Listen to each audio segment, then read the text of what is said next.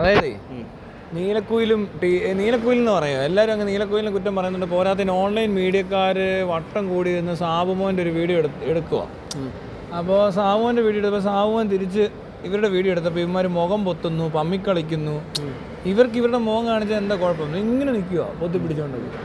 അങ്ങനെയൊന്നും ചെയ്യേണ്ട ആവശ്യമൊന്നുമില്ല. ഇവരാരെ പേടിക്കണത്? അല്ല, അവരെന്തിനു പേടി? എന്തോ അഭിമാനക്കുറവുണ്ട്, എന്തോ മോശക്കേടാണെന്നോ ഇവർ ചെയ്യുന്നതിൽ എന്തോ കുഴപ്പമുണ്ടെന്ന് ഇവരൊക്കെ പറഞ്ഞിട്ട്. അതായത് മറ്റേ സാധനം ഉണ്ടല്ലോ, ഇപ്പൊ നീലക്കുയിൽ ഇങ്ങനെ ആംഗിൾ എടുക്കുന്നതിനെ കുറിച്ചൊക്കെ സാബുമോൻ പറയുന്നുണ്ട്. പ്രത്യേക ആംഗിളിൽ നിന്ന് എടുക്കുന്നു.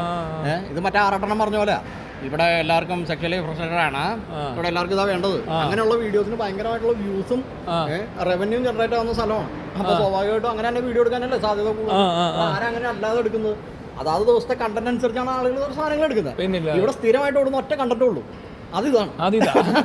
അതുമല്ല, അങ്ങനെ ഒരു വീഡിയോ എടുത്തെന്ന് പറഞ്ഞുകൊണ്ട് അതിന്റെ ചാനലുകാരെന്തിനാണ് പമ്മി നിൽക്കുന്നത്? അല്ല, അങ്ങനെ ചെയ്യുന്നുണ്ട് അവനത്. ഓക്കെ, അവനിടെ വേറെ കാര്യമുണ്ട്. ഇപ്പം നീലക്കുയിൽ എന്ന് പറഞ്ഞിട്ട് ഇവനിപ്പോൾ ഒരു കുറേ വീഡിയോ ഉണ്ടാക്കി അവൻ്റെ കാര്യങ്ങൾ നടന്നു. ഇതിനേക്കാൾ ചീപ്പായിട്ടുള്ള കാര്യങ്ങളാണ് ബാക്കി ചാനലുകാർ അടക്കം ഇവിടെ ചെയ്തുകൊണ്ടിരിക്കുന്നത്. ആരുടെയാണ് ഇവൻ എടുത്ത് കാണിച്ചതെന്നും കൂടി പറയണം. കാണാനുള്ള സാഹചര്യം, അതായത് അതിനുള്ളവർ കാണിക്കാൻ വന്നവരുടെ കുഴപ്പമൊന്നുമില്ല. മാത്രമല്ല, ഇവിടെ ബാക്കി ചാനലുകാർ എന്താ ചെയ്യുന്നത്? ഒബ്ജക്ഷൻ ഉണ്ടെങ്കിൽ കുഴപ്പമൊന്നുമില്ല. ഒരാൾക്കൊരു പരാതി ഉണ്ട്, അതിനുള്ള സംവിധാനം ഉണ്ടല്ലോ. ഇല്ല, അത് മാത്രമല്ലടോ, ഇത് ചെയ്തെന്ന് പറഞ്ഞുകൊണ്ട് ഇവനെങ്ങനെ നാണക്കേട് തോന്നുന്നു എനിക്കത് മനസ്സിലാകുന്നില്ല. നിയാസ് എന്നാ അവൻ്റെ പേര്, എനിക്കറിയാം, നമ്മൾ കമ്പനിക്കാരാണ്. പക്ഷെ അവന് ആ ബാക്കി ചാനലുകാരടക്കം അങ്ങ് ഓടി മാറുന്നു. അതിന്റെ ആവശ്യം എന്താ? എനിക്കറിയത്തില്ല, ഒരു പിടുത്തവും കിട്ടുന്നില്ല. ഓരോ അവസ്ഥകള്. ഞങ്ങൾ പാപ്പരാസികളല്ല, നമ്മൾ ബെഞ്ചിലിരുന്ന് സംസാരിക്കുന്നുണ്ടാവും. നമ്മൾ പാപ്പരാസികളല്ല, ഇവിടെ പോയി ഇരുന്ന് സംസാരിക്കാം. മറ്റേതാണ്, എന്താണ്, ഓൺലൈൻ മീഡിയയാണ്. അതെ. ഇവരെ പാപ്പരാസി എന്നൊക്കെ വിളിച്ച് സാബുമോൻ എന്താ പറയുന്നുണ്ട്. പക്ഷേ ഇവരെന്തിനാ ഈ നാണം കൊടുക്കുന്നതെന്ന് എനിക്ക് മനസ്സിലാകാത്ത. ഇവരെന്തോ ഇപ്പൊ തൊഴിലെടുക്കുമല്ലേ? അവര് ജോലി ചെയ്യല്ലേ? ഏത് ജോലിക്ക് അന്തസ്സില്ലാത്തേ? അങ്ങനെ സ്വയം ഒരു അന്തസ്സില്ലാത്ത കാണിക്കേണ്ട കാര്യമൊന്നുമില്ല. ഇല്ല, അവരാ ചെയ്യുന്ന ജോലി അവരെ പാപ്പരാസികൾ എന്നൊക്കെ വിളിച്ച് അവഹേളിക്കേണ്ട കാര്യമൊന്നുമില്ല. എന്ത് വിളിച്ചാലും എന്താണ്? എന്തിനാലും വിളിച്ചെന്ന് പറഞ്ഞുകൊണ്ട് അവന് തോന്നണ്ടേ? ഓക്കെ, മനസ്സിലായി. ആൾക്കാർ പറയാ താനൊരു മോശക്കാരനാണെന്നും പറഞ്ഞുകൊണ്ട് ആരെങ്കിലുമൊക്കെ പറഞ്ഞു കഴിഞ്ഞാൽ ഞാനൊരു മോശക്കാരനാണെന്ന് എനിക്ക് തോന്നിയിട്ട് ഞാൻ മുഖം മറയ്ക്കണമെന്നുണ്ടെങ്കിൽ ഞാനെന്തോ മോശപ്പെട്ട് പണി ചെയ്തിട്ടുണ്ടെങ്കിലല്ലേ പാടേണ്ട, അതിൻ്റെ ആവശ്യമുള്ളൂ. അല്ലാത്തൊരാൾ വെറുതെ ആരോ എന്തോ പറഞ്ഞെന്ന് പറഞ്ഞുകൊണ്ട് എല്ലാവരും മുഖം പെത്തുക, എല്ലാവരും ഓടി മാറുക. ഒരു പെങ്കൊച്ചൊക്കെ ഓടുന്നു കിടന്നു. എന്തിനാ ഓടുന്നേ? അല്ലേ പോട്ടെ, ഇവർക്കൊക്കെ ഈ പറഞ്ഞ പല ആളുകൾക്കും പബ്ലിസിറ്റി കിട്ടുന്നതൊക്കെ ഇത്തിരി എന്താ പറയുക, സോഷ്യൽ മീഡിയ, ഈ മറ്റേ മീഡിയക്കാരെ കൊണ്ടാ. ഏത് media? Social media, online media, social media. Online മീഡിയക്കാരെ കൊണ്ടാണ് ഈ സംഭവം നടക്കുന്നത്. അല്ലാതെ മറ്റേ മെയിൻ സ്ട്രീം മീഡിയയിലൊന്നും കയറാത്ത ആൾക്കാരൊക്കെ ഇതുവഴി എത്ര പേര് ഹിറ്റായി. ആറാട്ടെണ്ണം ഇവിടെ കൂടെ ഹിറ്റായത്. എന്തൊരു എന്റർടൈൻമെന്റ് ഇവിടെ നടന്നത്. ഇത് പാരലൽ യൂണിവേഴ്സിറ്റി സംഭവമൊക്കെ ഉണ്ടായത് വർഷമായിട്ട്. അപ്പോൾ അത് നടക്കുന്ന സ്ഥലത്ത് ഇവരെന്തിനാ മോശക്കാരായിട്ട് അവർക്ക് തന്നെ തോന്നുന്നത് എനിക്കറിയത്തില്ല. ഇവരാരുടെയും കുളിമുറിയിലൊന്നും എത്തി നോക്കി വീഡിയോ എടുത്തവരല്ല. പ്രൈവസി കയറിയൊന്നും ഇടപെട്ടിട്ടൊന്നുമില്ല. പബ്ലിക് പ്ലേസിലാണ് കൂടുതൽ ഇത്തിരി വീഡിയോസ് എടുക്കുന്നത്. അതിന് പ്രൈവസി എന്ന് പറയാൻ പറ്റത്തില്ല. ഒരാളുടെയും പ്രൈവസി ഇൻഫ്രിഞ്ച്മെന്റ് ഒന്നും നടന്നിട്ടില്ല. ഇവരേത് വേഷം ഇട്ടുകൊണ്ട് വരുന്നു അത് ഏത് ആംഗിളിലോ അവനെടുത്തു. അതിന് ഇനിയിപ്പോൾ ഞാൻ ഒരു കാര്യം ചോദിക്കട്ടെ, ഈ ശരിയല്ലാത്ത എന്തെങ്കിലും ഒരു സാധനം ഈ ഓൺലൈൻ ഈ പറയുന്ന ഏരിയകളിലൊന്നും പബ്ലിഷ് ചെയ്യാൻ പറ്റില്ല. അതായത് ഈ ഇങ്ങനത്തെ പ്ലാറ്റ്ഫോംസിലൊന്നും ഷെയർ ചെയ്യാൻ പറ്റില്ല. അതൊക്കെ ഇത് ചെയ്യപ്പെടും, ബാൻ ചെയ്യപ്പെടും. അത് അങ്ങനെ ഒരു സാധനം കാണിക്കാൻ പറ്റത്തില്ലല്ലോ. അതെ, ഇതിനോട് അടുത്ത് അല്ലേ? അപ്പോൾ അതും ശരിയാ. ഇത് നിയമത്തിനകത്ത് ഇവിടെ ഭയങ്കര മറ്റേ ജനാധിപത്യവും കോൺസ്റ്റിറ്റ്യൂഷനും ഒക്കെ അടിക്കുന്ന ആൾക്കാരല്ലേ ഇവര്. ഇവിടെ നിയമവിരുദ്ധമായിട്ട് എന്തെങ്കിലും ഇവിടെ ആരെങ്കിലും ചെയ്തിട്ടുണ്ടോ? ഇവർക്കെതിരെ കേസുണ്ടോ, പരാതി ഉണ്ടോ? ഇവർ ആരെങ്കിലും എന്തെങ്കിലും നിയമവിരുദ്ധമായിട്ട് ചെയ്തിട്ടുണ്ടോ? ഇവര് വീഡിയോ എടുത്ത് പോസ്റ്റ് ചെയ്തു, അതെല്ലാരും കണ്ടു. അതെ, ഞങ്ങൾ ഗുണ്ടകളല്ല, ഞങ്ങൾ അനാഥരാണ്. ആ സീനാ, മനസ്സിലായില്ലേ? അവർക്ക് നമ്മളിവിടെ ജീവിക്കും, ഇവനെ തല്ലിക്കൊന്നാൽ ഇവന്റെ മകനും അനാഥനാവും, അപ്പൊ നമ്മുടെ കൂടെ കൂടും, അത് നമുക്കൊരു പണിയാവും, നമുക്കൊരു ബാധ്യതയാവും. ഞാനൊന്ന് ഇവിടെ ഇരുന്നോട്ടെ, ഇവിടെ ഇരിക്കാം, എന്നിട്ട് ഞാൻ തന്നോട് ചോദിക്കാം. ഓക്കെ. അപ്പോൾ നമ്മൾ പറഞ്ഞു വന്ന കാര്യം എന്താണെന്ന് വെച്ചാൽ, സുഹൃത്തെ താങ്കൾക്ക് തോന്നുന്നുണ്ടോ ഈ കേരളത്തിലെ ഓൺലൈൻ മീഡിയകൾ ചെയ്യുന്നത് ഒരു വലിയ തെറ്റോ കുറ്റമോ അല്ലെങ്കിൽ മറ്റെന്തെങ്കിലും തരത്തിലുള്ള ഒരു ഇല്ലീഗൽ ആക്ടിവിറ്റി ആണെന്ന്? ഇല്ലീഗൽ എനിക്കങ്ങനെ തോന്നുന്നില്ല. എനിക്കും അങ്ങനെ തോന്നിയില്ല. പക്ഷേ കഴിഞ്ഞ ദിവസത്തെ വീഡിയോ കണ്ടപ്പോൾ പലർക്കും തോന്നി അവർ എന്തോ കുറ്റവാളികളെ പോലെ മുഖം മറയ്ക്കുകയും ഒളിച്ചു നടക്കുകയും പാത്തിരിക്കുകയൊക്കെ ചെയ്യുന്നവരാണെന്ന്. അതെന്തുകൊണ്ടായിരിക്കും അവർക്ക് അങ്ങനെ തോന്നുന്നത്? അതെന്തുകൊണ്ടാണെന്ന് വെച്ചിട്ടുണ്ടെങ്കിൽ ഇവിടുത്തെ ഒരു സാമൂഹിക സാഹചര്യത്തിലെ ഇവിടുത്തെ ഒരു സോഷ്യൽ ഓർഡറിൽ ഈ പരിപാടി ഭയങ്കര എന്തോ ഇങ്ങനെ സ്ത്രീകൾ ഇങ്ങനെയൊക്കെ ശരീരഭാഗങ്ങൾ കാണിച്ച് പുറത്തിറങ്ങുന്നത് ഭയങ്കര മോശമായിട്ട് ഉള്ളൊരു കാര്യമാണെന്നുള്ള പൊതുബോധത്തിനകത്ത് ജീവിക്കുന്ന മനുഷ്യരുടെ ഇടയിൽ ഒളിച്ചിരുന്ന് ഈ വീഡിയോ കാണാൻ എല്ലാവർക്കും ഇഷ്ടമായിട്ടുള്ള മനുഷ്യരായി ജീവിക്കുന്ന ഒരു സമൂഹത്തിൽ ഇവരെ ഇങ്ങനെ മുഖം ഇവരാണ് ഇതൊക്കെ കാണിപ്പിക്കുന്നതെന്ന് അറിയുമ്പോൾ, കാണിച്ചു കൊടുക്കുന്ന ആൾക്കാർ ഇവരാണെന്ന് അറിയുമ്പോൾ ഇവർക്കതൊരു മോശം കേടാവോ, ഇവരും അങ്ങനത്തെ ആളുകളാണെന്ന് വിചാരിക്കുമോ എന്നൊക്കെ വിചാരിച്ചിട്ട്, അല്ലെങ്കിൽ ഇതൊക്കെ കാണിക്കാൻ മനസ്സിലായി, മറ്റ് സ്ത്രീകളുടെ ശരീരം വിറ്റ് ജീവിക്കുന്ന, അല്ലെങ്കിൽ ശരീരത്തിന്റെ സൗന്ദര്യം പകർത്തി അത് വിറ്റ് ജീവിക്കുന്നവരാണ് എന്ന് ഇവർക്ക് തോന്നുന്നതാവാം. അവർ അവരുടെ കുടുംബത്തിലുള്ളവരെ പറ്റി ചിന്തിക്കുന്നുണ്ടാവും. തന്റെ പെങ്ങളെ പറ്റി, അല്ലെ തങ്ങളുടെ പെങ്ങളുടെ അമ്മയുടെ വീഡിയോ എടുത്ത്, തങ്കച്ചേട്ടന്റെ പെങ്ങളുടെ വീഡിയോ എടുത്ത് നമ്മൾ പ്രചരിപ്പിക്കുന്നത് തെറ്റല്ലേ എന്ന് ചിലപ്പോൾ ഇത് തങ്കച്ചേട്ടനാണ് ഇറങ്ങിയിട്ട് ഇതൊക്കെ പറയുന്നത്. ഇവിടെ കുഴപ്പമാണ്, ഇങ്ങനെ ഒന്നും ചെയ്യരുതെന്ന് പറയുന്നത് തങ്കച്ചേട്ടന്മാരാ. അതുറപ്പാ. അല്ല, ഈ കണ്ടവരപ്പോ ആരാ ഇതൊക്കെ? ഈ കണ്ടവരൊക്കെ തന്നെയല്ലേ, ഇവരുടെയൊക്കെ പ്രേക്ഷകർ തന്നെയല്ലേ ഈ വീഡിയോ എല്ലാം കാണുന്നത്. ഓൺലൈൻ മീഡിയ വരുന്ന പരിപാടി മൊത്തം കാണുന്നത് ഓൺലൈൻ മീഡിയ പ്രേക്ഷകർ തന്നെയാണ്. അത് സാബുമോനിട്ടാലും നീലക്കുയിലിട്ടാലും ഞാനിട്ടാലും താനിട്ടാലും ആറാട്ടനിട്ടാലും കാണുന്നവരൊക്കെ അവരൊക്കെ തന്നെ. അപ്പൊ പിന്നെ ഇവർക്ക് എന്താ ഇത്ര അന്തസ്സുകേട്? ഇത് അമേരിക്കയിലുള്ളവർ കണ്ടിട്ട് അവന് പറഞ്ഞില്ലല്ലോ, ഇവിടെ ഇത് കണ്ടോണ്ടിരുന്നവരല്ലേ പറയുന്നത്. ഇവിടെ എന്തോ വലിയ പരിപാടി നടക്കാൻ പോകട്ടോ, ഇവിടെ എന്തോ സംഭവിക്കാൻ പോവുകയാണ്, ഇവിടെ എന്തോ കെട്ടിവലിക്കുന്നുണ്ട്. ഇവർ കെട്ടിവലിക്കുന്നവരാണ്, കെട്ടിയിറക്കുന്നവരല്ല. അവർക്ക് അവർ ജോലി ചെയ്യുകയാണ്, കെട്ടിത്തൂക്കി കൊല്ലുകയല്ല. അവർക്കും ജീവിക്കണം. ഓൺലൈൻ മീഡിയക്ക് ജീവിക്കണ്ടേ? ഓൺലൈൻ മീഡിയ ഉണ്ടാകുന്നതിന് മുമ്പോട് ആളുകൾ പലതരത്തിലും ജീവിച്ചിട്ടുണ്ട്. പക്ഷെ ഇപ്പൊ ഓൺലൈൻ മീഡിയ ഉണ്ട്, അതുകൊണ്ട് അവർക്ക് അത് ഓൺലൈൻ മീഡിയ ജീവിക്കണ്ട. ഞങ്ങൾ ഗുണ്ടകളല്ല. ആറാട്ടനാണ് എങ്ങനെയായിരിക്കും അല്ലേ ആ സീനൊക്കെ കാണിക്കുന്നത്? ഞങ്ങൾ ഗുണ്ടകളല്ല, ഞങ്ങൾ അനാഥരാണ്, ഇങ്ങനെ പറയും. എന്താ കുഴപ്പം? അത് കാണുമ്പോ ആറാട്ടനെ സുരേഷ് ഗോപിയുടെ മോനാന്ന് ഇപ്പൊ സൂപ്പർ സ്റ്റാർ ആയനെ. എന്തോ ആയിരിക്കും ഇവിടെ. ഒന്ന് ആലോചിച്ച് നോക്കിയേ, ഈ പോട്ടന്മാരെ പോലത്തെ ഫെയിമാണോ ആറാട്ടനുള്ളത്? ആറാട്ടണ്ണൻ സൂപ്പർ ഹിറ്റ്. ഇങ്ങനെയൊക്കെ നിൽക്കും അണ്ണൻ ഇങ്ങനെ. ഞാൻ മറ്റോ കാണിക്കുന്നു അല്ലേ, ഞങ്ങൾ ഗുണ്ടകളല്ല, ഞങ്ങൾ അനാഥരാണ്. ഇവനെ തല്ലിക്കൊന്ന അവന്റെ മോൻ അനാഥരാവും, നമ്മുടെ കൂട്ടത്തിൽ കോടം. അത് ശരിയാവില്ല, അത് ബുദ്ധിമുട്ടാണ്, അനാഥര ശിക്ഷയാണ് എന്നൊക്കെ പറയുന്ന ഡയലോഗ് കേട്ട് നമ്മുടെ ഈ ആൾക്കാർ, ഈ പൊട്ടന്മാർ കൈയടിച്ചു. സുരേഷ് ഗോപിയുടെ മോനായിരിക്കും. അയ്യോ കഷ്ടം തന്നെ. മുതലാളി വരൂ, നമുക്ക് സഞ്ചരിച്ച് എവിടെ ഇരിക്കണോ ഈ വട്ടത്തിൽ? ഇതിന് ചുറ്റും കിടന്ന് ക്യാമറമാൻ കറങ്ങുമ്പോൾ എന്തെങ്കിലും പ്രത്യേകത ഉണ്ടോ എന്ന് ചെക്ക് ചെയ്യാം. ഓക്കെ. പക്ഷെ താൻ അവിടെ, ഞാനിവിടെ ഇരിക്കുമായിരിക്കും. അപ്പോൾ കുറച്ചു നേരം ഞാൻ മാത്രം സംസാരിച്ചാലേ കേൾക്കത്തുള്ളൂ, കാരണം ഇവിടെയാണ് മൈക്കിരിക്കുന്നത്. താൻ വെറുതെ ഡമ്മി പോലെ അവിടെ ഇരിക്കും. താൻ ഡമ്മി ടു ഡമ്മി. ഞാൻ ഡമ്മി അല്ല, ഞാൻ ഒറിജിനൽ. ഞാൻ ഒറിജിനലാണ്. എനിക്കിവിടെ ജീവിക്കണം. അപ്പോൾ എൻ്റെ കയ്യിൽ മൈക്കുണ്ട്, തൻ്റെ കയ്യിൽ മൈക്കില്ല. എൻ്റെ കയ്യിലും തൻ്റെ കയ്യിലും മൈക്കില്ലെങ്കിൽ ഒന്നും കേൾക്കത്തില്ല. അപ്പോൾ നമ്മളിപ്പോൾ പറഞ്ഞു വന്ന കാര്യം, ഇപ്പോൾ ആറാട്ടണൻ എന്ന് പറയുന്ന ഈ സന്തോഷ് വർക്കിക്ക് വരും സന്തോഷ് സുരേഷ് എന്നായിരുന്നു പേരെന്ന് വിചാരിക്കുക. സുരേഷ് ഗോപിയുടെ മകനാണ് ഈ പറയുന്ന സന്തോഷ് വർക്കി എങ്കിൽ, ഇതുപോലുള്ള സിനിമകളിൽ സന്തോഷ് വർക്കിയെ നമ്മൾ കാണുകയും ആ സന്തോഷ് വർക്കിയെ കൈയടിക്കുകയും ചെയ്യുന്നതിൽ പ്രത്യേകിച്ച് തെറ്റൊന്നുമുള്ളതായിട്ട് തോന്നുന്നില്ല. എങ്കിലും അത് സഹിക്കാനൊരു ഇച്ചിരി ബുദ്ധിമുട്ടുള്ളത് കൊണ്ടാണ് നമുക്ക് ഈ പറഞ്ഞ രീതിയിൽ ഇത് തമാശയായി തോന്നുന്നത്. ഈ കഴിവില്ലാത്തവനെയൊക്കെ പിടിച്ചുകൊണ്ട് വന്ന് സിനിമയിൽ അഭിനയിപ്പിച്ച് ഇങ്ങനെ തന്നെ ജീവിക്കണമെന്ന് എന്താണ് ഇവർക്ക് ഇത്ര നിർബന്ധം? പറയൂ, നിങ്ങൾ പറയൂ. അതിൻ്റെ ആവശ്യമുണ്ടോ? ഈ നാട്ടിലിപ്പോൾ അതിൻ്റെ ആവശ്യമുണ്ടോ? ഞങ്ങൾ ഗുണ്ടകളല്ല. അപ്പോൾ അത് കഴിഞ്ഞിരിക്കുന്നു. വരൂ, നമുക്ക് വീണ്ടും പോകാം. അപ്പോൾ ഞങ്ങൾ ഡമ്മികളല്ല, ഞങ്ങൾക്ക് ഇടയ്ക്ക് കുറച്ച് ഇരിക്കടാ പയ്യൻസ്.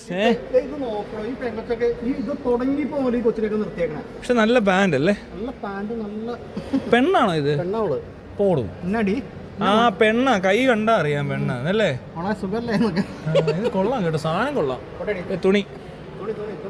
തുണിയല്ല. അപ്പോൾ നമ്മൾ ഈ പറയുന്ന പോലെ പിന്നെ അടുത്ത പ്രശ്നം എന്താ? ഈ നമ്മൾ ഗുണ്ടകളല്ലെന്നും സാബുമോനും ഓൺലൈൻ മീഡിയയും സന്തോഷ് വർഗീയും തമ്മിലൊരു ബന്ധമില്ല. അതുകൊണ്ട് എന്താ ബന്ധമില്ലാത്ത ഇവരൊക്കെ? ഈ സന്തോഷ് വർഗീയും ഈ പറഞ്ഞ സന്തോഷ് വർഗിയായിട്ട് പോലും അല്ലടാ ഈ മറ്റവനെ കമ്പയർ ചെയ്തത്. പണക്കാരൻ്റെ വീട്ടിലെ അലിൻ ജോസ് പെരേര എന്നാ പറഞ്ഞത്. ഒന്ന് ആലോചിച്ച് നോക്കി. സുരേഷ് ഗോപിയുടെ മോനാണത്രേ. പക്ഷെ വേറൊരു കാര്യമുണ്ട്, സുരേഷ് ഗോപിയുടെ മോനിൽ നിന്ന് ഇതിൽ കൂടുതൽ എന്താ ഇവർ പ്രതീക്ഷിച്ചതെന്ന് എനിക്കറിയത്തില്ല. അതാ വേറൊരു കാര്യം. ഇങ്ങനൊരു ഒരുത്തൻ്റെ മോൻ വരുമ്പോൾ അവൻ എന്ത് ചെയ്യാനാ ഇതിൽ കൂടുതൽ? അവനെ കൊണ്ട് പറ്റണതിന്റെ മാക്സിമം അവനാ കാണിച്ചു. നിങ്ങൾ ഇവൻ ഇത് അവനാ വേറെ കാര്യമുണ്ടോ? ഈ സുരേഷ് ഗോപിയുടെ മോനെ കളിയാക്കണം. അവരോട് എനിക്കൊരു കാര്യം പറയാൻ. അത് സുരേഷ് ഗോപിയുടെ മോനായ നല്ലൊരു കാര്യം പറഞ്ഞു. എൻ്റെ അച്ഛനെ സൂപ്പർ സ്റ്റാർ ആക്കിയത് ഇവിടുത്തെ പ്രേക്ഷകരാ. എന്നെയും വേണമെങ്കിൽ നിങ്ങൾ വിചാരിച്ച സൂപ്പർ സ്റ്റാർ ആക്കാൻ പറ്റും. അല്ലാതെ ഇയാൾ അഭിനയിച്ച് സൂപ്പർ സ്റ്റാർ ആക്കണമെന്ന് അയാൾ പറഞ്ഞിട്ടില്ല. മനസ്സിലായില്ലേ? ശരിയാ. അപ്പൊ അയാൾ ജെന്യൂൻ ആയിട്ടുള്ളൊരു മനുഷ്യനാ. ശരിയാ. ഇവൻ ഭയങ്കര വകുപ്പാ കേട്ടോ. വകുപ്പ് കൊള്ളാം. എന്റെ അച്ഛനെ നിങ്ങൾ സൂപ്പർ സ്റ്റാർ ആക്കി, നിങ്ങൾ തന്നെ എന്നെയും കൂടെ ഒന്ന് സൂപ്പർ സ്റ്റാർ ആക്കണം. നിങ്ങളാക്കാൻ എനിക്ക് നിർബന്ധമൊന്നുമില്ല.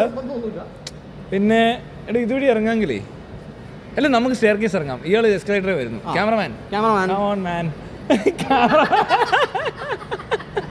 എന്നിട്ട് ഞാൻ രജനികാന്ത് ഇറങ്ങുന്ന പോലെ താൻ മുന്നേ വെക്കും.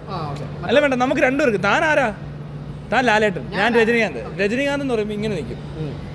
സിംഗനടെ പോട്ട് സിഹറത്തയ്യേറ് തല നേരെ നിൽക്കും അയാടെ ഇങ്ങനെ.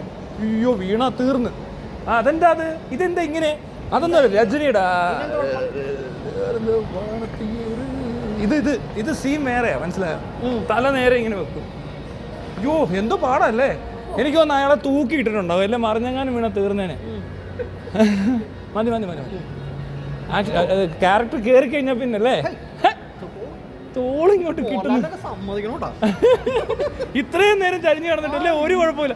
നമ്മൾ ഇച്ചിരി നേരം ഒന്ന് ചരിഞ്ഞു കിടന്ന് വലിയ പാടാടേ. അതുപോലെ തന്നെ കഴിഞ്ഞ ദിവസങ്ങളിൽ നമ്മൾ കണ്ട 2-3 സിനിമകൾ. ഒന്ന് F1 സൂപ്പർമാൻ. പിന്നെ ആ പടത്തിന് വേറെന്താന്നു വ്യസന സമേതം. ഇതുവഴി ഇറങ്ങും. താൻ ആദ്യം ഇറങ്ങും, ഇവിടെ നിൽക്കും. എന്നിട്ട് ഇവൻ ഇറങ്ങി കഴിയുമ്പോൾ ഇറങ്ങി കഴിഞ്ഞിട്ട് നമ്മളിങ്ങനെ കുറച്ച് മുന്നോട്ട് ഇറങ്ങി. ഞാൻ ആ ഷോട്ട് പറയാം. എങ്ങനെയാണ് ഇങ്ങോട്ട് അതുവഴി പോകല്ലേ. അത് കഴിഞ്ഞു. ഇനി നമ്മൾ മറ്റേ ഇതിനകത്ത് എയർപോർട്ടിൽ നിന്ന് വരുന്ന മറ്റേ ഷോട്ട് മറ്റേ സീൻ ഇതാ കടത്തുകാർ, സ്വർണ്ണക്കടത്ത്. മറ്റേ സാധനം കൊടുക്കാൻ വേണമെങ്കിൽ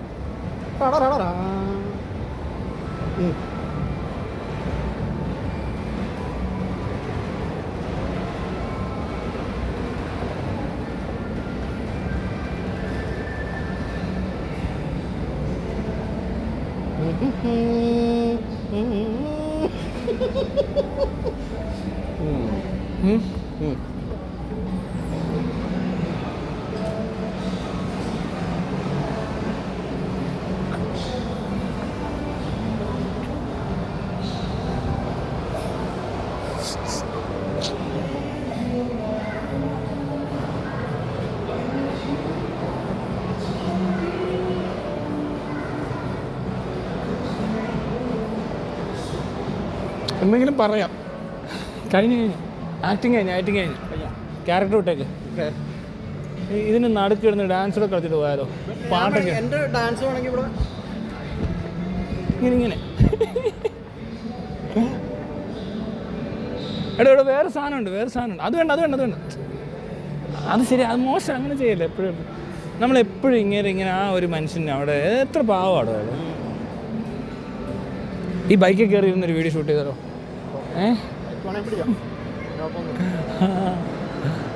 ബൈക്കിൽ കയറി അങ്ങ് ഇരിക്കുന്നു. അതിന് ഇമ്മാരും വല്ലതും വന്ന് ബൈക്കിന് എന്തെങ്കിലും പറ്റുന്നത് നമ്മളെ വണ്ടിക്കിരിക്കും. കണ്ടാൽ തന്നെ ഏതോ ഊമ്പിയ ബൈക്കാണെന്നറിയാം. പോയേക്കാം. ഹീറോയുടെയോ ട്രയംഫ് ഒക്കെ ഉണ്ട്? ഹീറോയുടെ അല്ലല്ലോ ട്രയംഫ്. അല്ലല്ല, ഇത് വേറെ എൻ്റെ വണ്ടി. മാവറിക്കോ? ഇവിടെയോ? ചുമ്മാ ഇരിക്കും. ആണ്. അതെന്തിനാ ഇവിടെ കൊണ്ടുവന്ന് ഇറക്കിയത്? അല്ല, മാവറിക്ക് ഇതിൻ്റെയാ, നമ്മുടെ ഇവനാ ടോം ക്രൂസ്. ഇതിനകത്ത് മിഷൻ ഇമ്പോസിബിൾ 7 എത്രാമത്തെയോ കഴിഞ്ഞതിൻ്റെ മുമ്പത്തെ പ്രാവശ്യം ഏതാണ്. ഇവിടെ ഇത് ഭയങ്കര വണ്ടിയായിരിക്കും കേട്ടോ. മിഷൻ ഇമ്പോസിബിൾ അഭിനയിക്കണമെങ്കിലേ ബുള്ളറ്റ് ആയിരിക്കും. അതിന്റെ പേര് മാറ്റും. മിഷൻ പോസിബിൾ ആവും. എല്ലാം നടക്കുമല്ലോ, ഫുള്ള് നടത്തുമല്ലോ പുള്ളി. അതെ അതെ, മിഷൻ കംപ്ലീറ്റ്. മിഷൻ കംപ്ലീറ്റ്, പടം കഴിഞ്ഞു, എല്ലാം കഴിഞ്ഞു. അത് ശരിയാ കേട്ടോ.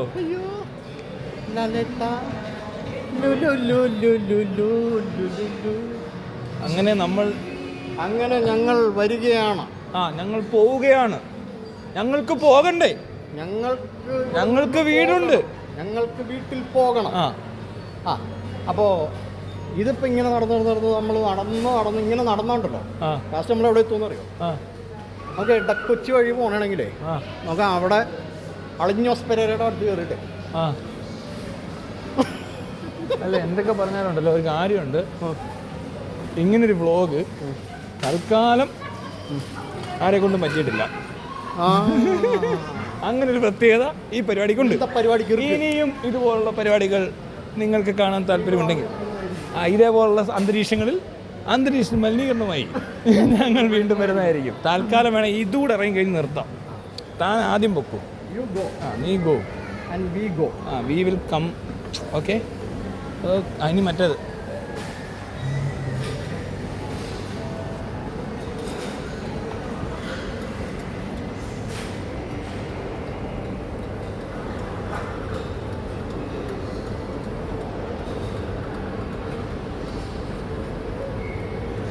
അധോലോകക്കാരിങ്ങനെ പിടിച്ചു നിൽക്കത്തില്ല, പോക്കറ്റ് കയ്യിൽ അതർവൈസ് പെട്ടി കാണും. നമ്മുടെ പെട്ടി ഇല്ലാത്തതുകൊണ്ട് മൊബൈൽ ഫോണിൽ നോക്കുക, പോക്കറ്റ് കയറുക, മുകളിലേക്ക് ഇടത്തോട്ട് വലത്തോട്ട് നോക്കുക. അത് വേണ്ട, നമ്മൾ അങ്ങനെ നിൽക്കണം, മനസ്സിലായോ? അതൊരിക്കലും സാധാരണക്കാർ എന്താണ് ഇത്, തനിക്കൊരു ക്യാരക്ടർ എന്താണ് ഇയാൾ ചുമ്മാ അങ്ങനെയൊക്കെയാണോ ഒരു ക്യാരക്ടർ എടുക്കുന്നത്? ഒരു അധോലോകം എന്ന് പറയുമ്പോൾ ഒരു കാരണവശാലും അവത്തെ പിടിക്കരുത്, മനസ്സിലായോ? അത് പോക്കറ്റ് കൈയിടുകയോ അല്ലെങ്കിൽ ഒരു പെട്ടിയോ കയ്യിൽ കരുതുക. ഐസ്ക്രീം എടുത്ത്